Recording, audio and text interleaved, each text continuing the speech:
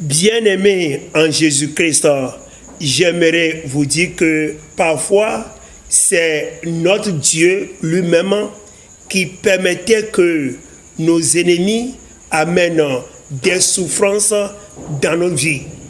Et si nous constatons que c'est notre Dieu même qui a permis que nos ennemis amènent des souffrances dans nos vies, alors c'est inutile pour nous de nous fâcher contre ces ennemis.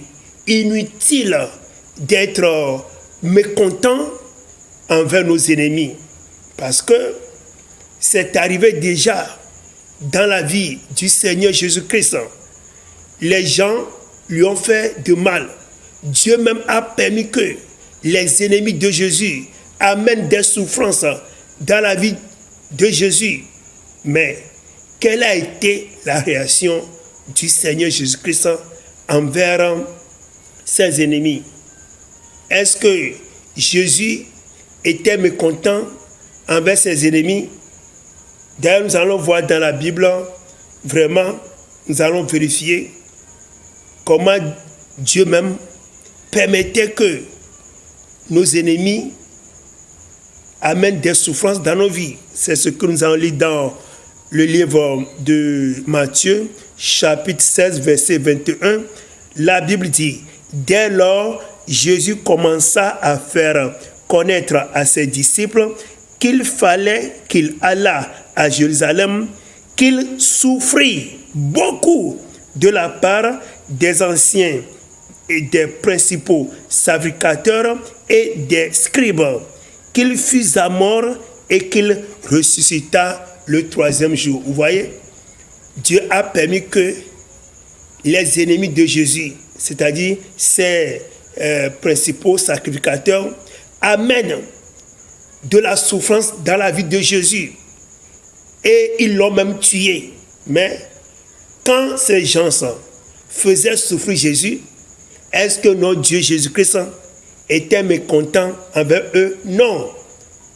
Là même, on a menti dans son compte. Il n'a pas ouvert sa bouche.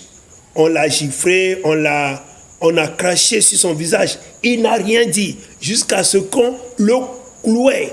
Lorsqu'on le tuait, c'est là même qu'il a prié pour eux en disant: Seigneur, il faut les pardonner, qu'il ne vienne pas sur eux aucun malheur. Vous voyez, la grande question est que, est-ce que lorsque ces gens faisaient souffrir Jésus, est-ce que Jésus a demandé à ce que le feu du Saint-Esprit les consume? Non. Est-ce que Jésus a souhaité la mort pour eux ou bien la paralysie pour eux? Non. Mais il les a plutôt aimés et a même fait du bien pour ces gens-là, ceux qui le faisaient souffrir, ceux qui le tuaient.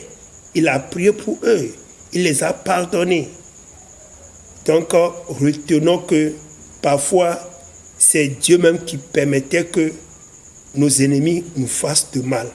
Et nous devons accepter ces conditions avec joie.